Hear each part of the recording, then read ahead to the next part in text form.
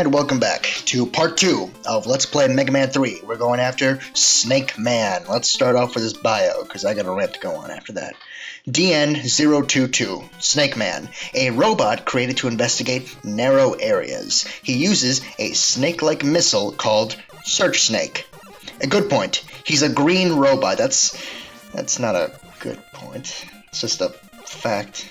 Whatever. A bad point. He's an elusive idea. Or I guess he just likes elusive ideas. Alright, that's fair enough. He likes Toadman, which is a spoiler, and dislikes slugs. Okay, so let's get into this rant I'm gonna go on. Mega Man 3 has this weird hierarchy of weapon weaknesses. Basically, Top Man, Magnet Man, Hard Man, Spark Man, and Shadow Man have their own weakness chain. But Snake Man, Needle Man, and Gemini Man have their own separate weakness chain that has nothing to do with the other 5. Basically, Snake Man is weak to Needle Man is weak to Gemini Man, and Gemini Man is weak to Snake Man. It doesn't sound all that bad, but the problem is that I think Snake Man, Needle Man, and Gemini Man are the 3 hardest bosses in the game. Plus, Gemini Man is easily the toughest level in the game. And I don't like that. I don't get why they would make 2 separate weakness chains. I don't know. I don't like it. This is one of the things about Mega Man 3 I also don't like. These things are called surprise boxes, or the mystery box of mystery. You can have the washer and dryer, or you can trade it all for what's in this box. The box! The box! That's a Simpsons reference, by the way, if you don't know. Anyway, surprise boxes can have health, or weapon energy, or lives, or E-tanks. So, you know, always take the time to break them open. You never know what you get. And this is a deceptively tricky jump. If you're not at the very edge, you're not gonna make it. So, you know, get on the very edge, or if you're uncomfortable with that, then just rush. Oh, the life. Oh, another life, really? Come on. Anyway, this ending part. When I was originally capturing footage for this, I was trying to show off a glitch that sometimes happens where if you're not doing what I'm doing and jumping right before those platforms come out of the pillars, there's a chance that they could push you off and kill you instantly in a very unfair, cheap way. But it never happened. In like the 20 minutes I was trying to get it to happen, it never did. So I'm just gonna say that there's a very small chance that it could happen, but you know, not a very big chance. For safety purposes, jump before those platforms, you know, reach the top of the pillar and start moving up in the sky. Anyway, let's get into Snake Man and why I don't like this whole Elite 3 thing going on. On paper, Snake Man's very easy. He runs from one side of the screen to another. He occasionally throws his Search Snake missiles at you that run along the ground and walls and ceilings. What I don't like is he does a lot of damage. Him and his Search Snakes. And it's possible to slide under him and, you know, not take any damage as he's going from left to right, but he's fast, too. It's just very uncomfortable to fight this guy. Especially on the terrain that you're fighting him on. It's, nah. I don't like. But out of the 3 of them, I think that, yeah, out of the 3 of them, I think he's the one you'd want to go after first. In order to start the Elite 3, as it were. I don't get why they did that. Why would they make 2 separate weakness chains and not have any in for Snake Man, Needle Man, and Gemini Man? You have to take one of these guys out with just a basic weapon, and it better not be Gemini Man, because his stage is really, really difficult as a first stage. I would not. Whatever. Rant over. I'm gonna bring it up again a couple of more times as we get into Needle Man and Gemini Man's stage, but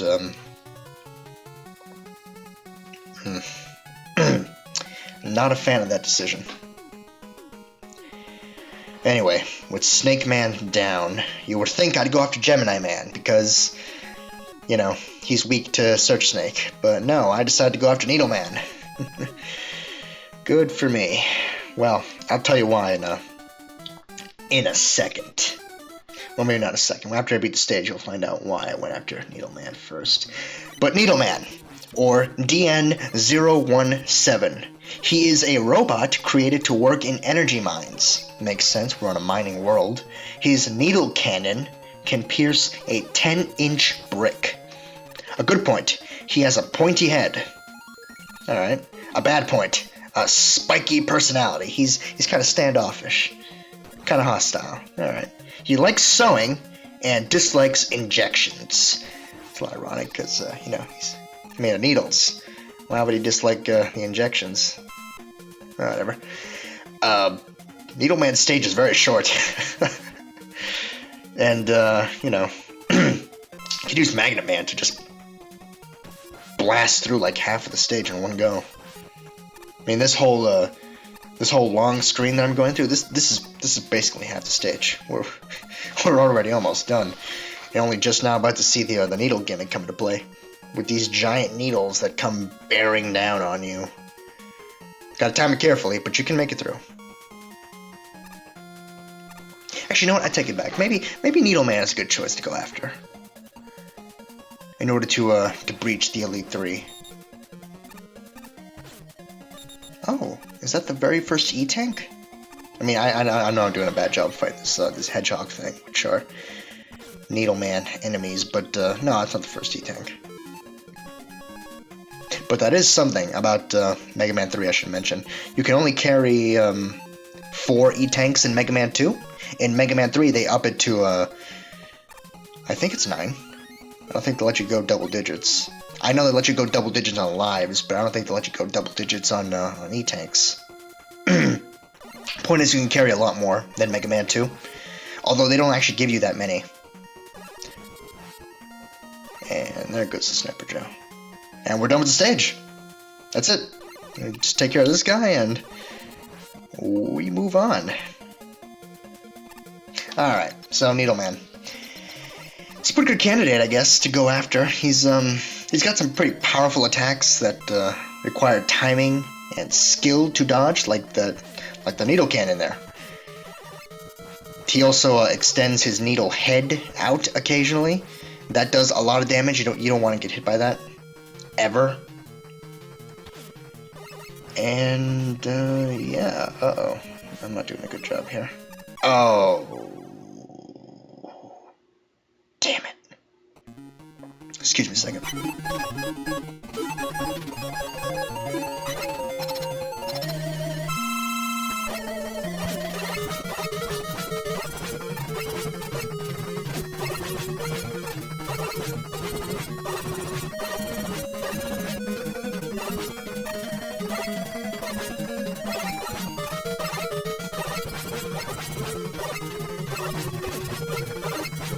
And that's how you do it right. Jesus. Ugh, I can't believe I got killed by Needle Man. That's how you do it right. You hear that? That's me snapping my fingers. Take that, Needle Man. Jeez. Whatever, he's dead now. It's over. We beat Needle Man, and we got the Needle Cannon, and Rush Jet. Awesome. Anyway, as for why I didn't go after Gemini Man first, I don't know. I made a mistake. I really should have gone after Gemini Man first, and then Needle Man. But whatever. I did what I did. Anyway, we got the Needle Cannon, and as I mentioned, it is Snake Man's weakness. Needle Cannon is basically a basic projectile, just like the Spark Shock. And it does a lot of damage against Needle Man. And yeah, it does a lot of damage against Snake Man. Stumbling on my words everywhere today. Whatever. Snake Man is dead. At the hands of the Needle Cannon. That was my point. Let's move on to the final robot master of the game. Gemini Man.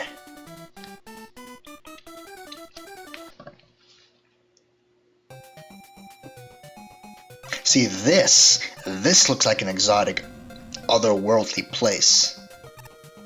For God's sakes, we saw sky in Snake Man's stage, and I guess sky isn't something exclusive to Earth, but it was pretty Earth-looking sky that we had in Snake Man's Snake Tower stage. This looks like it could be another world. This looks pretty cool. Anyway, I'll tell you the bio all in a second. I do want to say first that Gemini Man's stage is probably the most difficult one out of all of them. It's also, I think, the longest one. If it's not actually the longest one, it definitely feels like the longest one. So this is definitely last stage material. You want to come into here prepared, you know? Anyway. Uh-oh. Another round with you, Breakman? Huh? What? Did he help us? Why would he help us? Who is that guy? Can't get a read on him. No, whatever. We'll figure it out when it becomes important. For now, let's talk about Gemini Man, or DN019. Gemini Man can create an alter ego of himself with a hologram. He is a massive narcissist. That makes sense. A good point, he's elegant. A bad point, he's overconfident. He likes mirrors so he can see himself, and dislikes snakes, because, spoiler alert, Snake Man is his weakness.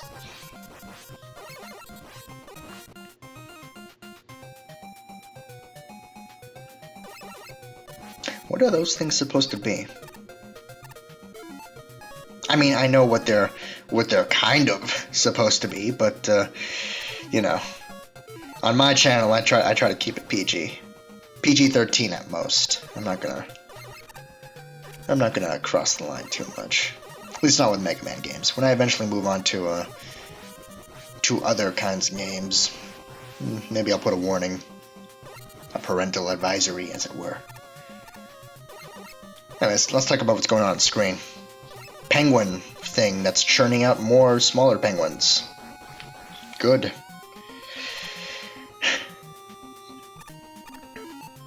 By the way, where are we? I was talking about how this place is all otherworldly and how this feels like a mining world, a different place, but what is all this strobe light goodness? Whatever. Anyway, Rush's second form, the Rush Marine, only useful in the water. It basically goes up and down, you can shoot with it, and you can actually swim in the water rather than sink down and have to rely on Mega Man's buoyancy, or in this case nothing, because it's a bottomless pit. Rush Marine can't do anything in the on solid ground, except jump, which I used to my advantage here to wrap this little bit up. It's a pretty difficult bit, actually. I would always go into the stage with Rush Marine at least, because that bit is pretty deadly. But yeah, we're finally done with Gemini Man's stage. Let's go and tackle this last guy. His weakness is, as I've already said, Search Snake. With the Mega Buster, he's pretty difficult. Basically, he's going to make his hologram, and they're going to be jumping around you the whole time. You have to time it so that he is right next to you. Then you shoot at him, then you immediately jump, because he's going to shoot at you the second you shoot at him, and you just repeat this process again and again, as you see, until Gemini Man finally goes down. At least until half health. At half health, he's going to start running from one end of the screen to the other. He will jump when you shoot at him, and occasionally he will shoot a Gemini laser at you, which is the weapon we're going to collect from him. I'm showing this off again because this is the first time I've ever actually beaten him with the Mega Buster. Because I decided to try again because I was actually pretty close to beating him. I still don't say that he's a good candidate as a first Robot Master, or as the first of the Elite 3 Robot Masters, because the stage is pretty difficult, but I did find out that it is indeed possible to beat him with the Mega Buster at full health. Because that last half of the battle is a war of attrition with him, so, you know. But if not, then just use Surge Snake. It just simplifies the whole thing. He does a lot of damage, which is another big issue, and why you would have to go in with the Mega Buster at full health, or with the Surge Snake at full health, for that matter. Anyway, we got the final weapon of the game, the Gemini Laser. It's pretty good. Not the best weapon. Basically, you shoot it, and it better find its mark immediately, because if not, it's just going to start jumping around the walls, as you'll see right now. It misses Needleman. I can't fire another one until that one finds its mark, so I'm at the mercy of Needleman, dodging his needles the entire time. But yeah, that's pretty much how it works. It's Needleman's weakness. And we're done, right? We got all the elements. The peacekeeping project is finished. What is this? It doesn't look like Breakman. Who is that? Huh. Well, this new mystery on top of the Breakman mystery is just something we're gonna have to solve next time on Let's Play Mega Man 3. See you then.